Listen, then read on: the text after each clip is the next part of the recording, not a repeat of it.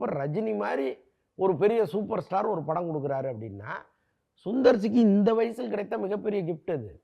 அப்போ இந்த படத்தை வச்சுட்டு அவர் என்ன பண்ணுவாருன்னா தெலுங்கில் போய் பெரிய ஹீரோக்கெல்லாம் அப்ரோச் பண்ணலாம், கன்னடத்தில் போய் ஒரு யஷ் மாதிரி ஒரு ஹீரோ கூட கதை சொல்லலாம் அவர்.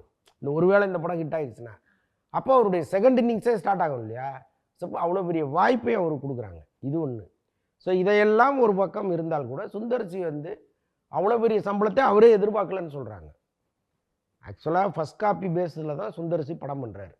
இப்போ ஒரு படம் இத்தனை பட்ஜெட்டில் பண்ணுறோம் அப்படின்னா அந்த தொகையை சுந்தர்சிகிட்ட கொடுத்துருவாங்க. அவர் அதற்குள்ளே அந்த படத்தை பண்ணி காப்பியை கையில் கொடுத்துருங்க. இதுதான் ஃபஸ்ட் காப்பி. சுந்தர்சி அவர் பண்ணுற படங்கள் எல்லாமே ஃபஸ்ட் காப்பியில் தான் பண்ணுறாரு. அப்போ கமல் என்ன பண்ணியிருக்கிறாரு, சார் நீங்கள் இந்த படத்தை ஃபஸ்ட் காப்பியில் பண்ணுறதுனா பண்ணுங்க அப்படின்னு சொல்லியிருக்காரு. அப்போது சுந்தர்சி சொன்னாராம், இல்லைங்க ஃபஸ்ட் காப்பியில் நான் பண்ணேன்னா ஒருவேளை இந்த படத்தில் எங்கேயாவது கிராண்டியர் குறையுது அப்படின்னா சுந்தர்சி பணத்தை குறைச்சி பண்ணிட்டாரோங்கிற ஒரு எண்ணம் உங்களுக்கு வரும். அது வேண்டாம், எனக்கு நீங்கள் சம்பளமாகவே ஃபிக்ஸ் பண்ணிவிடுங்க, அது என்னென்ன நான் கேட்குறேனோ அதை நீங்கள் பண்ணி கொடுத்தா போதும் அப்படின்னு அவர் சொல்லியிருக்காரு. சரி ஓகேங்கன்ட்டாங்க. இதுதான் அது பின்னால் நடந்த சம்பவம். அப்போ கமலே என்ன பண்ணுறாரு, அவர் ஃபஸ்ட் காப்பியில் பண்ணால் அவருக்கு ஏதோ ஒரு பெரிய தொகை நிற்கும். அப்போ அவரே ஃபஸ்ட் காப்பி வேணான்னு சொல்லும் பொழுது நம்ம நிறைவான சம்பளத்தை கொடுக்கணுன்னு தான் 30 கோடி ரூபா கொடுக்குறாங்க அவருக்கு. அதனால் சம்பளம் பிரச்சனை இல்லை.